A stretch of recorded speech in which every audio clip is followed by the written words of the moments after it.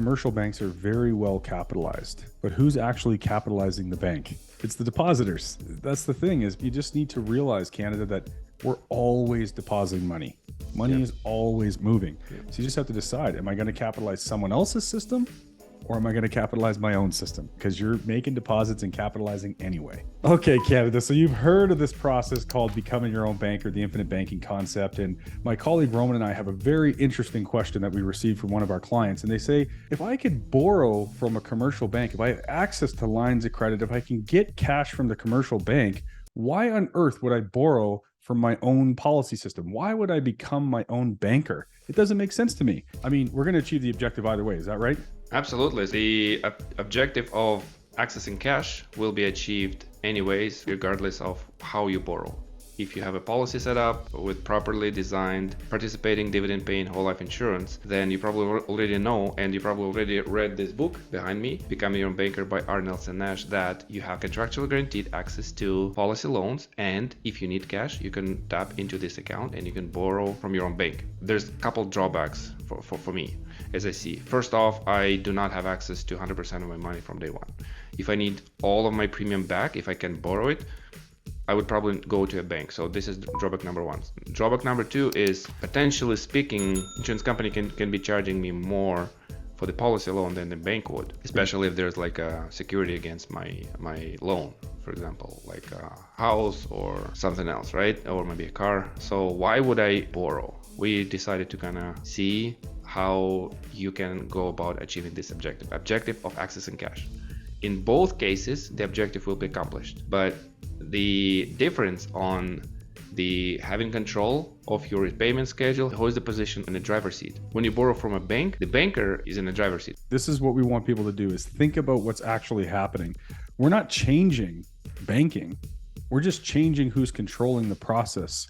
So stick around to the end of this video, because Roman and I are going to go through 12 specific points and outline the differences between borrowing from a commercial bank and becoming your own banker. So why don't we go through that list, Roman, and help create some clarity here. Point number one, do you need to qualify for a loan to traditional bank? Yes, there is always a loan application. You have to qualify. You have to provide some information to a banker, why you need this loan, how much you need, what's your credit score, and stuff like that. Just when you were sharing that, hey, do I have to qualify for the loan? I immediately start thinking about control. Who's actually in control? Like, I have to go to the banker, hat in hand, and hope that I'm going to be a model enough citizen for them to lend me the money just so I can make payments back to them. Now, the reason why Roman and I are becoming our own banker and coaching our clients to do this is because personally, I value privatization. I value control. And so when I want to go and access a policy loan from my own banking system, I literally have to fill out a one-page document and send that to the life company. And there's two questions that they ask me. Would you like to receive a check, or do you want direct deposit? They're not asking me for my credit score, my loan repayment schedule, what my income verification is. I have total and absolute control and ready access to capital within my banking system.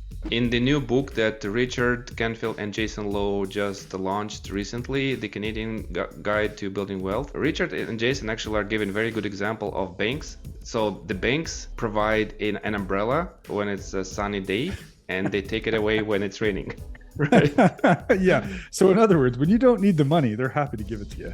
Exactly. Yeah. So that's funny, but that's true, right? So you have to qualify, and the better your financial position is, the more money they're willing to give you, and the opposite. The more urgency and eagerness you need to take a loan, the lower chances you have to actually qualify for a loan. When we say eager, that could be a good thing too. Like, you might have a really, really good opportunity, but you need to strike immediately. So you need to get access to cash. You know, sometimes when you're not in control of that qualification process, right? You're trying to push the bank, but they're going to take all the time that they need or that they want. So again, it comes back to control and having ready access to cash. The point number two is, do you need to answer nosy questions from bank? Like we already shared, it's pretty much part of number one, so that the bankers ask you so many questions that sometimes, filling out applications, you may feel sick just answering those questions. What is your age? Where do you live? Do you own a house? What is your income? What is your credit score? If you missed at least one payment on a credit score, guess what? Your chances of receiving this loan actually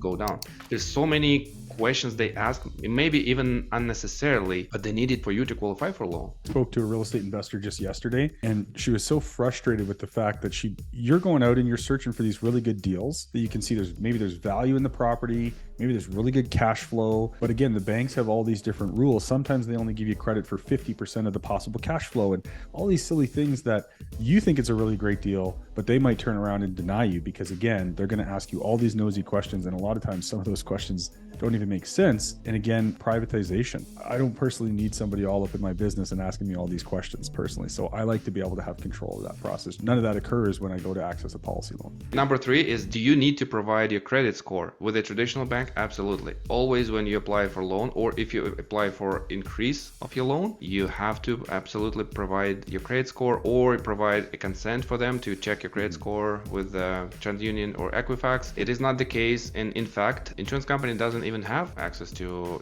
checking your credit score, and they don't need it. Why? Because they know for sure they have the best collateral in the world, your cash value, which is growing daily, guaranteed, and it can never lose value. If something happens to you, even if you never paid the loan back, they know they're protected. Why? Because there's a death benefit which will cover all of your debts, and the debt will be repaid immediately. I'm not here to talk about credit. That's not what this video is for, to educate on credit, but this is just an example. Sometimes people think they're doing a really good thing, let's say for their credit. Hey, I'm paying all my bills, I'm making my bill payments, I'm paying off all my loans. And then you don't even realize, because you, let's say, paid off a line of credit, you paid off a car loan, and you think, yeah, this is great. I have great history. I did all of that. I got rid of that debt. But then you turn around and find out that you actually damaged your credit. That loan you had there was showing that you're making good payments. But when you paid that loan off altogether, it dropped off your credit history, which makes absolutely no sense to me, because it's still a part of your history. But sometimes when that loan drops off your history, it actually hurts your credit. So you go to apply for a loan and find out maybe you didn't qualify. Why? Because you did a good thing and you paid off a debt. So that is just such a tricky and weird situation. And I'm not saying that, you might not ever have to deal with credit again. But again, by implementing the process of becoming your own banker, more of that banking function that you can control, the less and less you have to be as concerned about these silly things like credit system. I have many friends who are actually coming to Canada from different countries as immigrants and also as refugees, many Ukrainian families. What is the first thing they do when they come to Canada? They try to establish their credit. All the financial gurus, what they say? Go get a credit card, paid off diligently, paid off on time, and then you will build your credit. Why? Because you want to build dependency from banks. Instead of focusing on something different, which is building your own banking system, people focus on building dependency, being compliant. Oh, look at me. I'm so good at paying debt. Give me more, right? Why do you make more payments? Point number 4, do you need to commit to your payment schedule? FYI, Canada, we're talking about the process of becoming your own banker, the infinite banking concept. We're talking about the benefits of becoming your own banker versus going through the commercial bank. So make sure you click the link in the post description below, watchibc.com, so you can get access to a 90-minute webinar to learn more about the process of becoming your own banker. Do I have to commit to a loan repayment schedule? Well, of course, we all know who's 100% in control of the repayment schedule. When you borrow money from a bank, that's going to be the banker. It's going to be principal and interest, or it's going to be interest only, or whatever it might be, but they want that payment regularly and on time. Generally, it's going to be one time per month or bi-weekly payment, usually is what your payment's going to be. And that's just it. You're working really hard to earn that money. And then now there's all these automatic debits and all these payments coming out of your bank accounts. And Canadians have been taught they're so good at paying their bills. They're so good at paying everybody first, everybody else. They're never paying themselves. So the process of becoming your own banker is all about capitalizing your own system, so you have more of your hard-earned money working hard for you and growing every day, and you get to access that money. When I borrow money from my policy system, I don't actually have to commit to a loan repayment schedule. The loan is completely unstructured.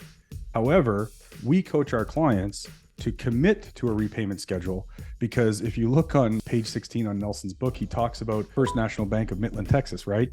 He talks about how back, I can't remember, it was sometime in the 1980s, but this was the richest bank per capita in the United States at the time, but they had 25% of their $1.7 or $1.5 billion loan portfolio, 25% of those loans were non-performing, meaning they weren't getting paid back. And what ends up happening to the bank?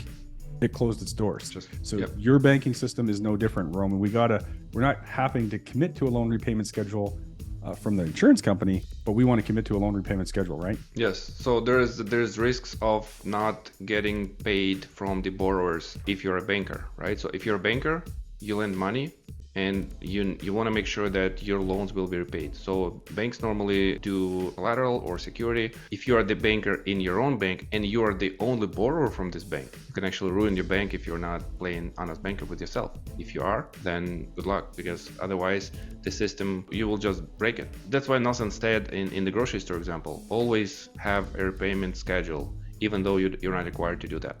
Don't steal the peas. He says if you're going to borrow money from a commercial bank, you have to commit to a repayment schedule. So you should take that same rule, that same discipline into your own banking system. If you borrow from your own bank, you should commit to a repayment schedule. Yeah. Or at least have a plan to repay that loan, right? Point number 5, can you change the terms of your loan?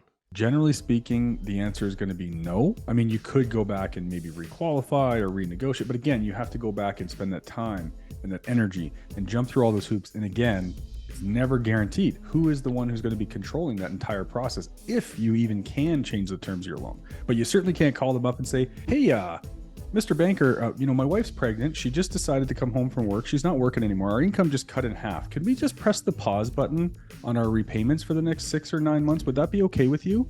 Generally speaking, they're not going to be okay with that, right, Roman? It's a subject to their discretionary decision, but again, they may say yes, they may say no, but normally speaking, they will at least need you to pay the interest. Would you agree? Oh, for sure. Yeah, they need interest regardless what happens. Pay interest at least, right? They're going to want something.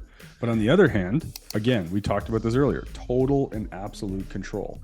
If I've committed to a loan repayment schedule going to my own banking system, it's going to be up to your great coach, Roman, or somebody else on our team who's going to be working with you. They're going to show you how to create a loan repayment schedule. But if something happens, it could be a good thing. Maybe you want to deploy that capital somewhere else for a really good opportunity, or maybe something changes with your work or whatever it is. If you want to pause or change or modify your loan repayment schedule, that is 100% up to you. You get to have that total and absolute control. Yeah, and you don't even have to call anyone. You just do it in your notebook. That's it. It's done. Yeah, your notebook, you change your your spreadsheet, terms, right? whatever your tracking system is that you're using, you get to make those decisions. And number 6, can you miss a payment without a penalty? This is something I can relate to because I just missed 2 payments on my own banking system. And guess what? I'm still waiting for any calls from insurance company. And no one is calling me. It just isn't happening. Hey, Roman, when you missed your payments, did that affect, did your cash flow go down? Or did my cash flow is still going up, all right, like it was before. Cash value is going up every single day, whether you like it or not, Roman. You can't stop it. So, yeah, exactly. We know if you want to miss a payment, man, I've heard horror stories about this. I mean, we talked about credit earlier. You miss payments, that's going to have a big impact on your credit. You miss too many payments, and it's going to be really uncomfortable because they're going to come get your car or they're going to come get your house. That's going to not feel very good. It's going to be embarrassing, and it's going to take you a long time to recover from something like that financially. And I know a lot of people are feeling that pinch today. But again, that's why we're implementing this process of becoming your own banker. A lot of times, Roman, what happens? People focus on numbers. Show me the numbers. I want to see this policy. How big does it grow? Policy is just a tool to allow you to create this environment of growth and freedom and flexibility and privatization. There's way more to it than what you can actually see. The process of becoming your own banker is more about what you don't see than what you can actually see. I understand that the question initially came from this client because he is only looking at one thing, which is interest rate, comparing interest rate in the policy, maybe comparing to interest rate in a bank, which is not like we were discussing. We have 12 points to discuss. It's not just about the interest rate. There's so much more to actually factor in and consider when you think about, borrowing. Even if you have access to traditional banks still. If I were you, I would absolutely go to my bank first and borrow from a bank and be in absolute control rather than going to a banker and borrowing from him and then being on his term and his conditions. Number 7, can you borrow more than you have? Purpose of most people going to a bank is generally to borrow more than what they have. Yes. Because they need to go and make a big purchase. Like, again, it could be a vehicle, could be a home, maybe it's a business acquisition. You need to qualify from the bank and borrow more than what you have. And that could be classified as a check mark. Hey, I can get ahead. I can go and borrow more than what I have. Of course, we know there's risk associated with that, and payments and interest and all of that kind of stuff. It's not to say that that might not be a good thing to help you achieve that objective. But part of the challenge with that, we're feeling that right now today, aren't we, Roman? You and I did a video a while back about the cost of goods and inflation going up. The fact of the matter is the banking system is inflating the money supply through the issuing of loans. And when we're inflating the money supply, that is a man-made problem that is driving up the cost of goods. So that's one of the reasons why Nelson said, don't do business with banks, because they're artificially inflating the money supply and it's driving down the value of the dollar. You can, technically speaking, also borrow more from your policy at some point than you made deposits, right? So you're making deposits to a bank. Your banker will gladly give you a loan, like a mortgage. You haven't made those deposits yet, but the bank will gladly give you a loan and charge you interest for that, and this interest will be their profit. When I deposit money in my own bank, I can at some point actually borrow more than I deposited. You said something there and it really got my mind thinking. You know, we talk about capitalization within our banking system, right? If I want to build my own bank, just like any other bank, I need to capitalize my bank and build it up. And in the early years, when I'm capitalizing that system, I'm actually putting more into my system than what I can access. And I know that, and I'm fine with it, because I can access that value by a policy loan without actually interrupting the long-term compounded growth on that money. So down the road, as I'm continuing to capitalize, eventually I'll get to a point where my deposits will actually never catch the cash value. The cash value is just going to continue to grow and compound. So eventually I'll be able to get more out of my system than what I put in. Now, that was the point that you were making, Roman, but when you started to talk about the fact that a banker will lend you money and they'll anticipate that you're going to pay that off down the road, it's very interesting to me, because what you're actually doing is you're borrowing money and then you're continuing to capitalize someone else's bank and pay off the debt. So we talk to our clients about capitalizing a system. What we're doing right now is we're capitalizing ahead of time, ahead of the need for the use of money. But what you're doing is you need the money today and you're borrowing from a mortgage and you're still capitalizing a system, but you're just sending money away and capitalizing someone else's banking system. I don't know if that was really clear, but that really kind of blew my mind right there. When you have your own bank, in this case, you have to capitalize it. If you borrow from someone else's bank, someone else has already capitalized this bank in order to provide you for this deposit, because the loans don't actually show off from anything. Yes, we know that banks actually, create deposits more than they have in reserves, but still they have to first capitalize the system so that they have capacity to lend you more. If you become your own banker, you need to understand that this process of making deposits and capitalizing the system is inevitable, because you have to do this before you borrow, or you have to wait before you have enough to borrow more that you've deposited. Commercial banks are very well capitalized, but who's actually capitalizing the bank? It's the depositors. That's the thing, is you just need to realize, Canada, that we're always depositing money. Money is always moving. So you just have to decide, am I going to capitalize someone else's system, or am I going to capitalize my own system? Because you're making deposits and capitalizing anyway. Point number 8, if you make extra payments, does your payment go down? Not always. So it really depends on the type of loan. So just to keep things really simple, let's say I have a car loan.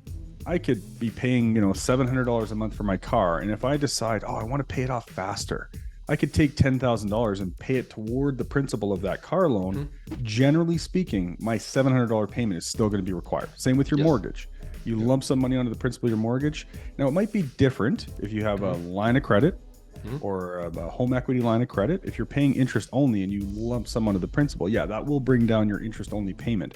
But generally speaking, when you put extra payments into that structured bank loan, you're not going to change the amount of money that's actually leaving you on a payment basis. As opposed to in a policy, borrowing from a policy, and then you can change your payments how often you want and how much you want. You can go from higher number to lower number, and you also can go from lower number to higher number, make extra payments. The question is, does the payment go down? There's no even payment. It's payment that you decided on. You can pay 500 today and then pay 100 next month, or you can actually pay 500 today and pay 500 next month, or you can pay 500 today and pay 2,000 next month. It's up to you. The sooner you pay the loan off, the sooner you can actually reaccess it and borrow more for something else, for other opportunities, or maybe to recapture other debts. When you pay off a mortgage, and you hear about that, right? The dreaded penalty, right? Because I actually did another good thing and I paid the debt off sooner. I mean, I had a client ask me that the other day. They go, "Hey, I'm going to be paying back my loan every month, but like, is it okay if I get a large amount of money and I just decide to pay it all off at once?" Yeah, you can go ahead and do that if you want to. That's completely up to you. The insurance company's not going to go, "Hey man, we were anticipating getting payments for 5 years and we're going to charge you some extra interest for that." That's a very good point. It has to be our 13th point. Yeah, there you go. The bonus point. We shared it earlier. Bonus point. Awesome. So what is the point number 9, Vern? Lower interest rate. Now, sure, we could post a link or something here where you can access a video where we actually explain the difference, that rates actually don't matter. Rates are nothing more than a distraction. So I'm not going to get into, Roman, the rate versus volume conversation. But if we look at just a straight interest rate, normally we would say, well, maybe the interest rate at a life insurance company might be higher than what you can get at a bank. But in this environment right now, it's, you might get an unsecured line of credit that's actually a much higher interest rate than what you get charged at the life insurance company. But generally speaking, maybe not in this environment, but generally speaking, you can get a lower, again, on paper, the interest rate at a bank might be lower than the rate that you would get charged at the insurance company. For example, I have one policy that the interest rate from the insurance company is 6.2% simple interest. Simple interest. So it's a true interest rate. It's not a compounded interest rate and so on. However, there's something really important that we need to think about when it comes to, regardless of the rate. We need to think about the 4 characters in the financial play. So who's getting the money? Who's it being put to work for? And who actually gets to access that money again? So you and I had a really good conversation before we started the recording, and we were talking about, okay, if I have, let's just say, a $10,000 line of credit, and generally speaking, a line of credit from a bank is going to require at least an interest-only payment every month. So Roman, let's pretend my interest-only payment on that line of credit with the commercial bank is $200 a month. So when I pay the $200 a month to that line of credit to service it, what happens with that money? Do I get to access it again? Does it increase my line of credit? Does it work for me at all? No. If you're only paying the minimum, which is interest only, then this interest is gone and you can't really reaccess it again. Your balance will be exactly the same as it was last month. Even though you pay 200, you still have the same balance. Yeah, so I have access to, let's say, again, if it's a $10,000 line of credit, as I pay down the principal, I can maybe reaccess up to that 10,000 again, but I can't reaccess the interest. The interest gone. It's just profit for the bank. Yep. Now, contrast that with, me being the banker. If I have let's say a $10,000 policy loan outstanding, now these are just fictitious numbers, okay? But let's just say that the interest on that loan is $200 a month.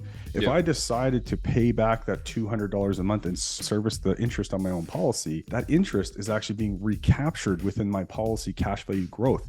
That interest could be reaccessible to me again, plus what grows in my cash value every day. So I actually have an ever increasing pool of financial value. I have my own life's line of credit that I'm building that is just continuously ever increasing, and I continue to be able to access more and more out of my system. Paying interest is a good thing. Number 10, can you reaccess your payment immediately? With the traditional bank, you may reaccess it like if it's a line of credit, like we already shared, or HELOC, or any simple interest account. You may, technically speaking, reaccess it immediately. Only the principal. Only the principal, exactly. So the interest is gone. The interest you need to subtract, and you cannot reaccess the payment immediately. But in your own system, in your own banking system, your own bank, when you pay, let's say, 500 or any amount to your loan repayment, how much can you reaccess?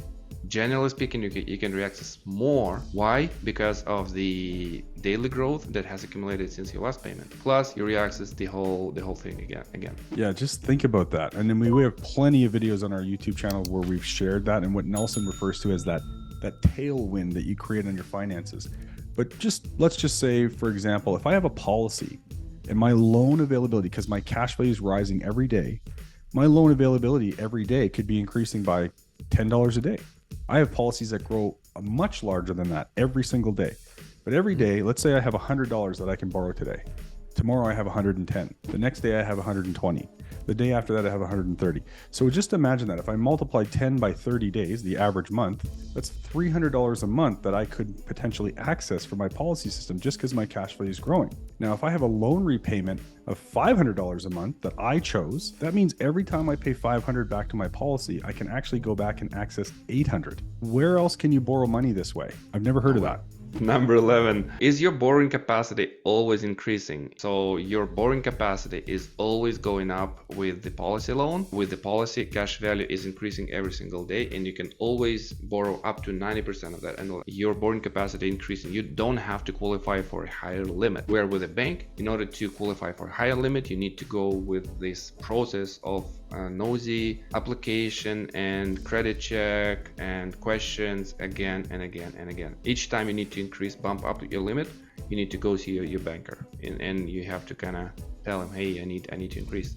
Earlier, before we hit record, I mentioned that re-advanceable line of credit. So you're paying down your mortgage and your line of credit is advancing. Now that's giving you access to more that you can use, but I guess technically that's not really increasing your borrowing limit. Your borrowing limit would be the same. You're just shifting from a mortgage to a line of credit. So I guess it's not even really increasing your borrowing limit. No, exactly. So your total debt will stay exactly the same. If you don't know what we're talking about, please watch a video about Smith Maneuver and how Smith Maneuver works and how you can make your mortgage from bad debt to good debt, where your mortgage is normally in Canada is not tax deductible. And if you're practicing Smith Maneuver, you can convert it into a tax deductible mortgage, use home equity line of credit to invest and build wealth at the same time. And this video is actually about how you can make this whole process better with the infinite banking concept as well. Absolutely. And there's some really good, now we're not here to coach people on the Smith Maneuver specifically, but we're just educating on how you can enhance the Smith Maneuver. So if that's something you're considering, same as implementing the process of becoming your own banker, make sure you work with somebody who's a really good coach and they understand the Smith Maneuver. Number 12, if you die today, God forbid, a higher power of your choice, who pays the debt? So yeah, you're right, Roman. Part of the reason why I do this is to make sure that, my family never has a bad financial day and the families of my clients. So let's dive into this a little bit. So just a scenario, let's just say you have a mortgage, car payment, I don't care what the debt is, you're working hard, you're here, you're earning an income, you're reliable to make the payment. But then we all have a best before date, right? But we don't know what that date is. So death occurs, the debt is left behind. What happens? The family has to kind of scramble to find ways to pay it off, or either maybe sell the house, maybe sell this depreciating asset like a car, or maybe a boat, something that could have potentially depreciated and you still owe money to the bank, right? So the family has to figure out how to deal with this debt because you're gone, and potentially the husband or someone in the family who had this debt, has taken this debt, potentially is a main breadwinner for the family. So not only they have debt, but they also lost the income. Yeah, and the thing is like, not here to make the banks sound evil. I mean, know that going in, that is the agreement. That's their business. Yeah. If a death occurs, they're not going to call you and say, oh, it's okay, take some time to grieve, take some time to figure out a payment. If your payment is due on the 15th, they're going to expect that payment on the 15th. Whether you're here, whether you're gone, whether you're mentally incapacitated, it doesn't matter. That's not what they're concerned about. They're concerned about the payment, and that was the agreement. And you have to fulfill on it one way or the other. And if you leave that debt behind to your family, that's what they're going to have to figure out and deal with. As opposed to becoming your own banker, Roman. Becoming your own banker, where there is always a death benefit that will kick in and will take care of everything. It doesn't happen automatically. There has to be a death claim made, but at the same time, it is so easier to deal with death in the family when there is an insurance in place, right? That's why when death happens, the insurance company will cover that outstanding principal and interest, if any, if you have an outstanding policy loan, and the remainder will go to the family on a tax-free basis. Just an example, we have a $500,000 death benefit, just as an example, and let's just say we have a policy loan that's outstanding and that policy loan is $50,000. Maybe there's some interest, maybe it's $55,000. So what happens is that death benefit will pay out, it will extinguish the policy loan, and then the remaining balance will flow to the family income tax free, so that they can solve even more problems if they, there's final expenses, there may be some kind of a tax that's due, maybe they have a mortgage or some other debts that are left over. They can use those death benefit proceeds to clean up even more financial issues, again, to make sure that the family never has a bad financial day.